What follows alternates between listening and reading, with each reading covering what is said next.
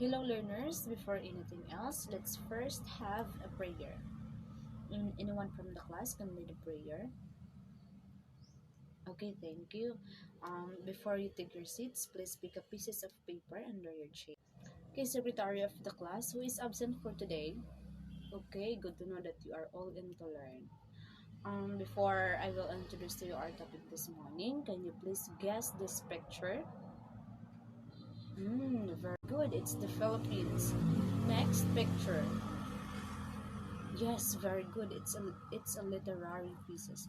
So our topic this morning is it's all about Philippine literary history. So before we go beyond to our topic this morning, I will first introduce to you our objectives in today's lesson. At the end of the lesson, the students should be able to A. Identify the different oral and written form of literature during the pre-colonial to the present.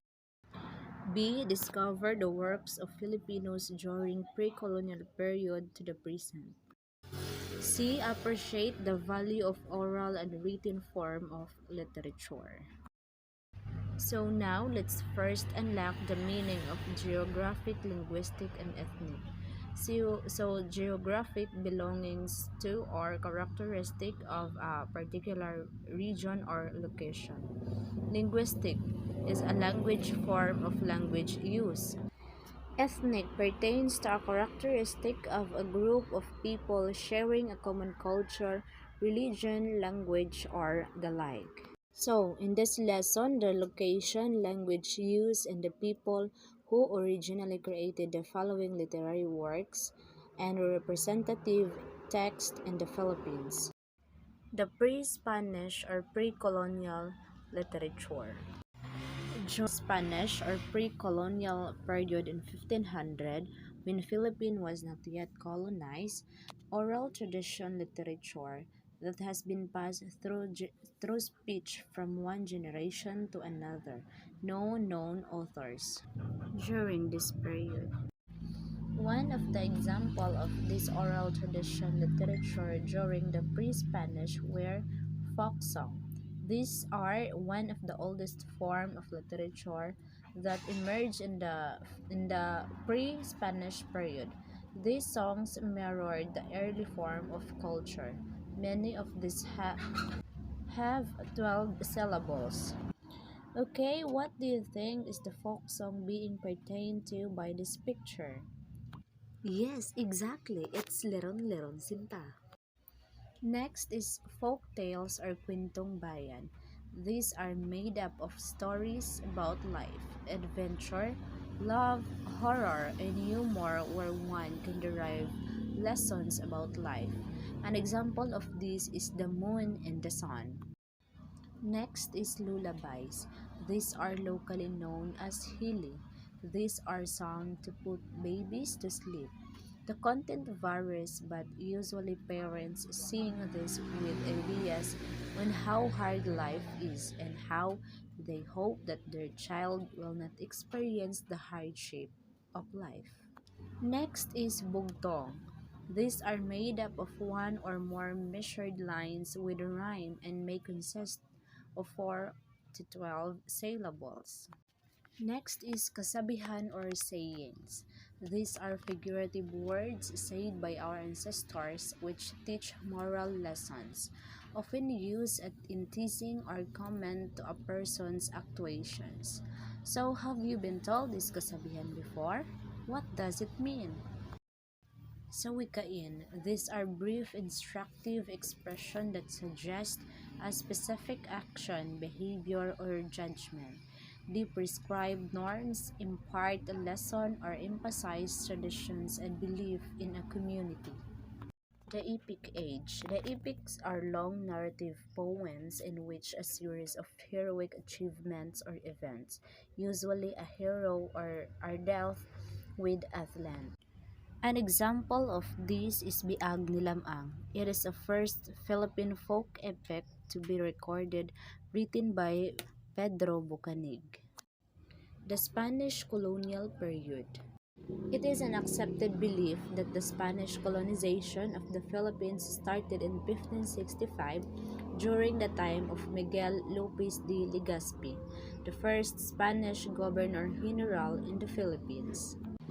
During these times, many changes occurred in the lives of Filipino. They embraced the Catholic religion, changed their names, and were baptized. And their lifestyle changed too. The first three books in the Philippines. First is the Doctrina Christiana or the Christian Doctrine. It was the first book printed in the Philippines in 1593. It was written by Father Juan de Plasencia and Father Domingo Nieva. In Tagalog and Spanish, it contains chants and Catholic prayers. It only has 87 pages, but it cost $5,000. Second one is the Passion. This is the book about the life of the suffering of Jesus Christ. It is read only during Lent. There were four versions of this in Tagalog. The last one is Urbana at Felisa, written by Modesto de Castro. These are letters between two sisters Urbana at Felisa and have influenced greatly the Filipino behaviors of people and society because the letters deals with good behavior.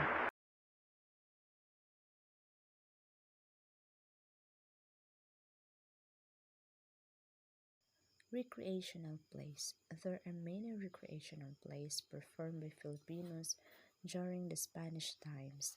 Almost all of them were in poetic form.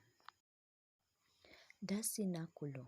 This is a dramatic performance to commemorate the passion and death of Jesus Christ.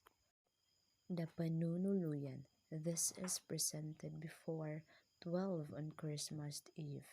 This is a presentation of the search of the Virgin Mary and Saint Joseph for an end wherein to deliver the baby Jesus.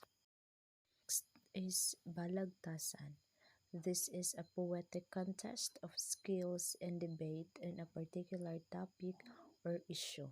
This is held to honor Francisco Balagtas Baltazar. Period of Enlightenment 1872 to 1898. In 18th century, Filipino intellectuals educated in Europe called Ilustrados began to write about hitch of the colonization. This movement was spearheaded mostly by the intellectual middle class like Jose Rizal, Marcelo del Pilar, Graciano Lopez Haina, Antonio Luna, Mariano Ponce, Jose Panganiban, and Pedro Paterno. Now, the American regime, 1898 to 1944.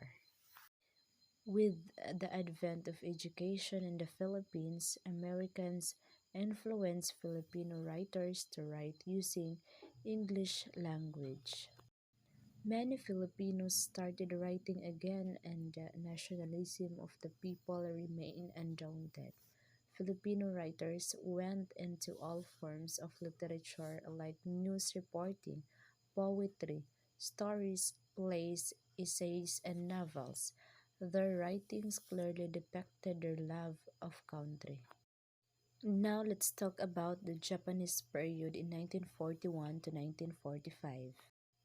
During the Japanese period, the invaders saw to it that Filipino movements be limited. The writers stopped wielding pins and started wielding guns. Philippine literature in English came to a halt except for the Tribune and the Philippine Review. Almost all newspapers in English were stopped by the Japanese. The only contact with the outside world was done with utmost secrecy through the underground radio program called Voice of Freedom. Three types of poem emerged during this period. First is haiku, a poem of free verse that the Japanese like. It was made of 17 syllables divided into three lines, and tanaga. Like the haiku, is short, but it had measure and rhyme. And lastly, the karaniwang anyo or usual form. Next is the Philippine literature in English in 1941 to 1945. Because of the strict prohibitions imposed by the Japanese in the writing and publishing of works in English, Philippine literature in English experienced a dark period. For the first 20 years, many books were published both Filipino and in English. New Filipino literature. Most themes in writing dealt with Japanese brutalities, the poverty of life under the Japanese government, and the brave guerrilla explodes. Now let's talk about period of activism in 1970 to 1972. The youth became vocal with their sentiments. They demanded a change in the government. It was manifested in the bloody demonstrations and sidewalk expressions, but also in literature. Period of the New Society in 1972 to 1980. The period of New Society started on September 21, 1972. The Carlos Palanca Awards continue to give annual awards. Poems dealt with patient regard for native culture, custom, and the beauties of nature and surroundings. Newspapers donned with new forms. Period of the Third Republic in 1981 to 1985. Poems during this period of the Third Republic were romantic and revolutionary. Many Filipino songs dealt with themes that were true to life, like those of grief, poverty, aspirations for freedom, love of God and of country and fellow men. Next is post-EDSA 1 revolution in 1986 to 1995. In this period, changes were noticed in the new Filipino songs, newspapers, pages, and even the television programs. The newspaper that enjoyed an overnight increase in circulations were the Inquirer, Malaya, and the People's Journal. The 21st century period 2001 to the present. The new trends have been used and introduced to meet the need and taste of the new generation. 21st century learners are demanded to be ICT inclined to compete with the style and format of writing as well. New codes of lingos are used to add flavor in the literary pieces produced nowadays. Now, for your assessment, please answer this activity. Characterize me.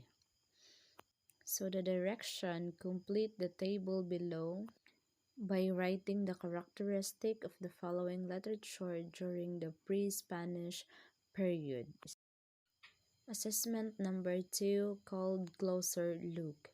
Direction, write 3 words that will highlight the message of the excerpt from one of the most famous literary pieces during the Spanish time, Pasión. And that would be all. Thank you for listening and participating in our class, and hope you understand and appreciate our Philippine literary history.